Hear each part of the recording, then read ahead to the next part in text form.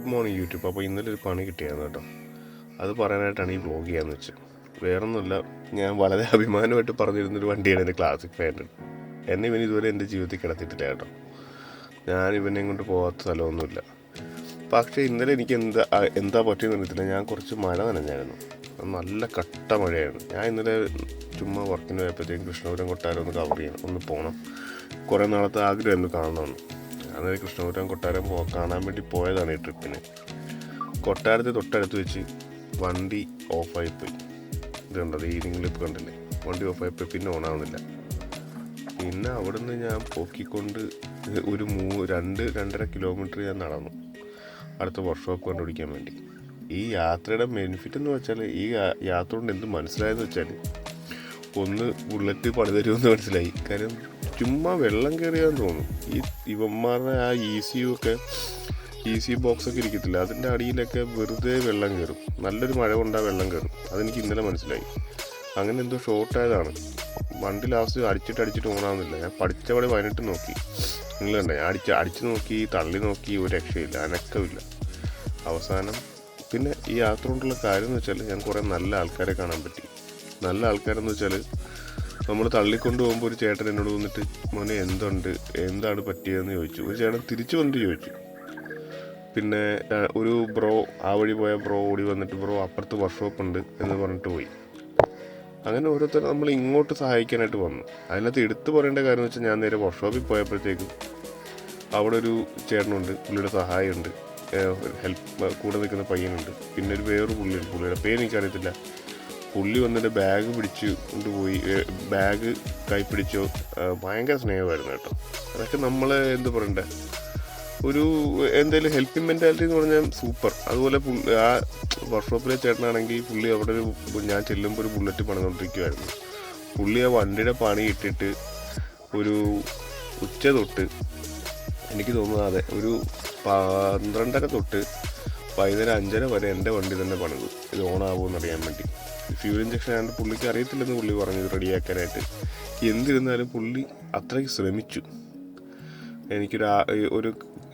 അതൊന്ന് റെഡിയാക്കി എന്നെ പറഞ്ഞു വിടാൻ പറ്റും, പുള്ളിയെ കൊണ്ടാവുന്നതിൻ്റെ മാക്സിമം നോക്കി.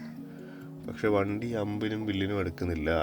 വണ്ടി അതേ അവസ്ഥ തന്നെ. വണ്ടി ഓണാവും, ഒരു 5 സെക്കൻഡ് നിൽക്കും, ഓഫാവും.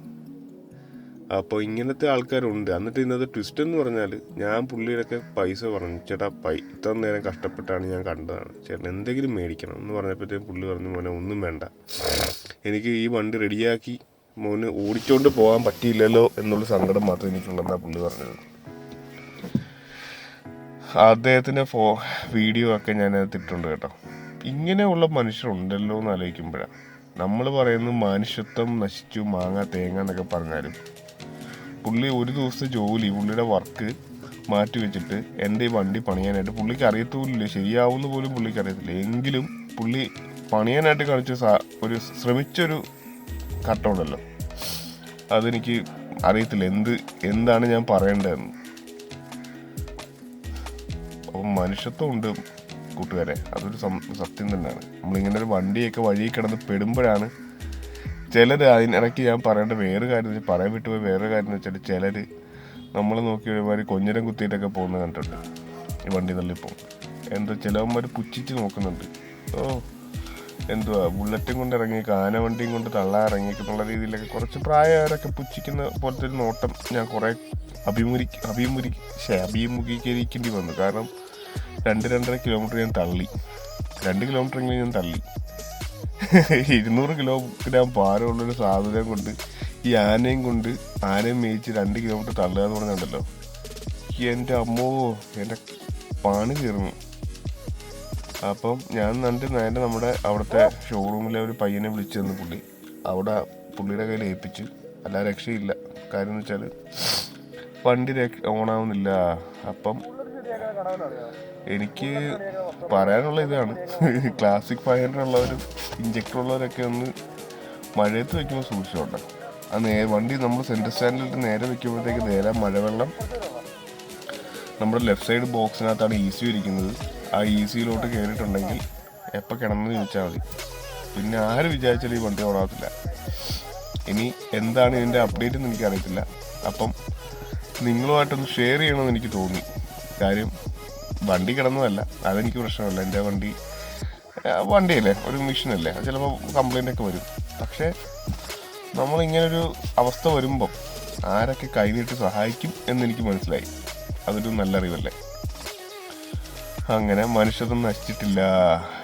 അങ്ങനെ ഞാനെടുത്ത ഫൂട്ടേജാണ് ഇത് മൊത്തം. ഞാനപ്പോൾ കുറേയൊക്കെ വെട്ടിക്കളഞ്ഞു, എങ്കിലും ഒരു 16 മിനിറ്റ് ഉണ്ട് തള്ളുന്ന തൊട്ട് എല്ലാം. അപ്പോൾ എല്ലാവരും ഒന്ന് കണ്ടു നോക്ക്, കാരണം ഒരു രസമല്ലേ. ഞാൻ മറ്റേ വർക്ക്ഷോപ്പിലെ ചേട്ടൻ്റെ വീഡിയോയും ഫൂട്ടേജൊക്കെ ഇട്ടിട്ടുണ്ട്. കാരണം പ്രശംസ അർഹിക്കുന്ന കാര്യമല്ലേ പുള്ളി ചെയ്തത്. ഒരുത്തം വഴി കിടന്നിട്ട് പുള്ളിക്ക് വേണ്ടി അറിയാത്ത എന്നെ പരിചയം പോലും ഇല്ല, ഒരു ദിവസത്തെ പണി കളഞ്ഞ് വണ്ടി റിപ്പയർ ചെയ്യാന്ന് പറഞ്ഞാൽ എനിക്ക് അറിയത്തില്ല. ഇതൊക്കെ ഇങ്ങനെയൊക്കെ മനുഷ്യരുണ്ടല്ലോ എന്ന് ഓർക്കുമ്പോൾ എനിക്ക് ഭയങ്കര അഭിമാനം തോന്നുന്നു കേരളത്തെക്കുറിച്ച് ഓർക്കുമ്പോൾ. അപ്പം ചേട്ടാ നന്ദി. പിന്നെ ചേട്ടൻ്റെ കൂടെയുള്ളൊരു പയ്യനുണ്ട്, അവനും ഭയങ്കര സപ്പോർട്ടായിരുന്നു കേട്ടോ. പിന്നെ അവിടെ നിന്നൊരു ബ്രോ ഉണ്ട്, ബ്രോ ആണെങ്കിൽ ഒരു രക്ഷയില്ലാത്ത സപ്പോർട്ടായിരുന്നു. എല്ലാവർക്കും വളരെ നന്ദി. ഇങ്ങനെ എൻ്റെ മനുഷ്യത്വം പോട്ടെ. ഞാൻ പിന്നെ ബ്രോസ് ഒരു 4:30 വരെ 6 മണി വരെ നോക്കി, സ്പാർക്ക് പ്ലഗ് മാറി നോക്കി. ചേട്ടൻ പറഞ്ഞ പോലെ സ്പാർക്ക് പ്ലഗ് മാറി നോക്കി, വണ്ടി അനക്കമില്ല. അവസാനം എൻ്റെ ഭാഗ്യത്തിന് എൻ്റെ കൂട്ടൻ അജേഷ് അവിടെ തന്നെ ഇന്നലെ കായംകുളം തന്നെ വർക്കുണ്ടായിരുന്നു. അവസാനം ഞാൻ അവനെ വിളിച്ചു, അവനാണ് എന്നെ തിരിച്ച് വീട്ടിൽ കൊണ്ടുവിട്ടത്. മൊത്തത്തിൽ ഇന്നലെ ഇവരൊന്നും ഇല്ലായിരുന്നേ ഉണ്ടല്ലോ, ഞാൻ കിടന്ന് കറങ്ങിപ്പോവാന് സത്യം. ഒന്നാമത് ഈ വണ്ടി റോഡിൽ വെച്ച് ലോക്ക് ചെയ്ത് പോകാനായിട്ട് എനിക്ക് പേടിയാണ്. കാര്യം എന്ന് വെച്ചാൽ അറിയാലോ, ബുള്ളറ്റിൻ്റെ കാര്യം അറിയാലോ, അത് പൊട്ടിക്കാനാണ് വളരെ എളുപ്പമാണ്. നമ്മുടെ മറ്റുള്ള വണ്ടി വെക്കുന്ന പോലെ എനിക്ക് വെച്ചിട്ട് പോകാനുള്ള ധൈര്യം എനിക്കില്ല. എല്ലാം ഇതാണ് ഞാൻ തള്ളിയത്. ഇങ്ങനെ ഞാൻ മറ്റേ കൊട്ടാരത്തിൻ്റെ സൈഡിൽ നിന്ന് നമ്മൾ മെയിൻ റോഡിൻ്റെ അറ്റം വരെ കുറച്ച് ദൂരം കൂടെ തള്ളി, ഒരു 2 കിലോമീറ്റർ എന്തായാലും തള്ളിയിട്ടുണ്ട്. കൈയുടെയൊക്കെ പണി തീർന്നു. അപ്പം എല്ലാവരും ഈ പറഞ്ഞ കാര്യങ്ങളൊക്കെ മനസ്സിൽ വയ്ക്കുക. ഞാൻ പിന്നെ വീഡിയോ ചെയ്തത് എന്ന് വെച്ചാൽ എനിക്ക് തോന്നി എല്ലാവരും അറിയണമല്ലോ, അറിയേണ്ട കാര്യമില്ലേ.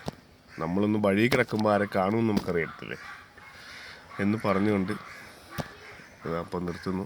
വീഡിയോ ഫുള്ളായിട്ട് കാണാൻ ശ്രമിക്കുക. പിന്നെ എൻ്റെ കണ്ടൻറ്റ് ഇഷ്ടപ്പെടുവാണെങ്കിൽ ദയവായി ചാനൽ സബ്സ്ക്രൈബ് ചെയ്യാൻ കൂടെ ശ്രമിക്കുക. Thank you.